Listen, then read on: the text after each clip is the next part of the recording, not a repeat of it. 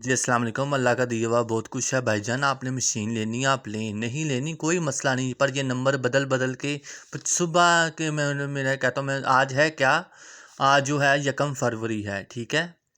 1 फरवरी है 2025। भाईजान आए हैं, काम मैंने वहीं पर रोक दिया, मुझे वीडियो बनानी पड़ी।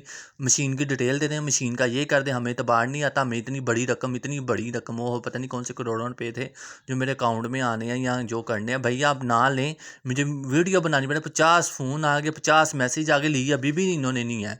न्यू मशीन जिसको चाहिए कुछ भी या मिल जाएगी भाई।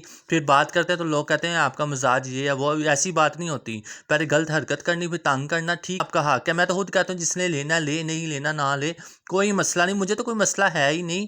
आप क्यों हर चीज़ को मसला बना देते हैं। आपको एक चीज़ की ज़रूरत है, आप एडवांस पेमेंट करें, विद डीसी करें, मैं आपकी अमानत आपको पहुंचा दूंगा। हर ऑनलाइन वाला फ्रॉड नहीं होता। इन चीज़ों का आप ख्याल रखें, इतनी मेहनत कोई नहीं करता।